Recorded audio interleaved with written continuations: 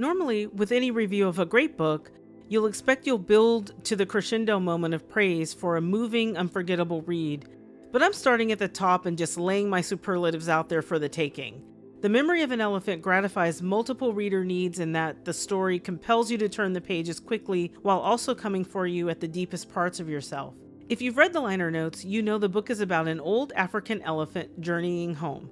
Simple as that sounds, that's incredibly complex from a writing standpoint, because not only does it mean that Alex Lasker, the author, will drop us into fascinating geography to tell the tale of a big beloved beast that isn't human, but it also means Lasker delves into the mind of an aging elephant, Ishi, to bring us Ishi's story. And because Ishi is aging, there's a long lifetime of story to tell.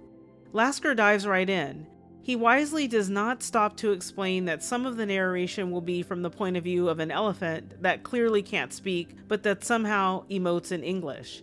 Meanwhile, all the elephants communicate with each other as elephants do. So Lasker masterfully uses English to give us the stirring point of view of Ishi and several other elephants, while having them communicate with each other as elephants, using gestures, actions, and distinct sounds that represent voice. It is impossible to overstate Lasker's skill here.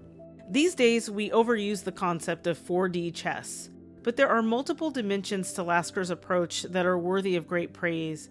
On the one hand, Lasker, a screenwriter, tells a straight-up fabulous operatic story filled with villains of all walks, returning motifs, rooting interests, favorite characters, and storyline payoffs, while also seamlessly moving around in time to lay the foundation of future story and to cliffhang us.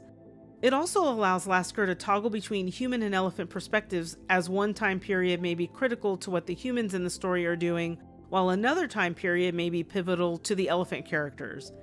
Add to these complexities the conflation of elephant and human emotions displayed in a very well-placed story, and you have a unique brand of page-turner.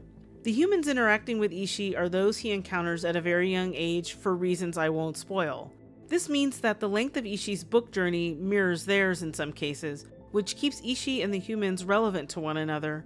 This matters because humans and, well, elephants travel, so Lasker must work a lot of storytelling magic to keep them relevant to one another, or more crucially, to keep us caring about how Ishi and the humans in his life get through it all in relation to each other as they travel the earth as their respective beings. But rather than relying on simple plot points to achieve this, Lasker homes in on the sentience of elephants and gives Ishi and every elephant in the story deep, harrowing, loving, scary, heartbreaking, and heartwarming lives. We don't care about Ishi and the other elephants because the humans in the story do. The humans don't interpret the elephants for us in a kind of one-step remove relating to the elephants. We care about Ishi and the other elephants because they experience, from their point of view, what we would think of as very human experiences, except that Lasker never cheats like that. He's able to show us that these are very elephant experiences, no human translation needed. It's all there. Parenthood, guileless and confused children, loneliness, revenge, fury, love.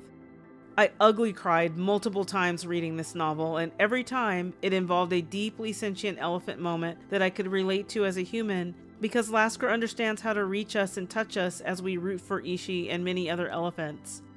If you're expecting or even kind of dreading a Save the Elephants kind of novel, it's not there, even though you'll come away feeling more connected to elephants than you maybe thought you would.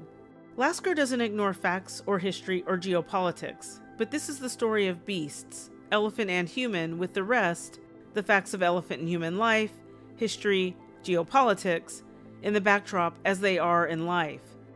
4D, multiple layers beautifully interwoven without our being able to see the technique. There's no sleight of hand where the tricky storytelling is disguised. No, Lasker just seems to easily go about clearly executing a complex story structure with effortless jumps in time and points of view, both human and elephant. A final note about Lasker's screenwriting history. The Memory of an Elephant is very much a novel and not a converted script. It's structured like a novel, which I greatly appreciated, especially when I had my coffee. However, because Lasker is skilled at knowing how to hit the right beats in a script to keep you tuned in, the drama in his novel is incredibly well placed. The beats hit just right. I told you I was going to heap praise throughout and not wait to build to it, and I think I kept my promise. I can't recommend The Memory of an Elephant enough.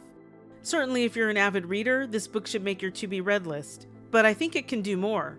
If you have a long flight or are looking for thoroughly entertaining reading while convalescing, or you've been away from reading for a while and you need a good book to get you back into it from page 1, The Memory of an Elephant could be your book. Dare I say it? It's an unforgettable read.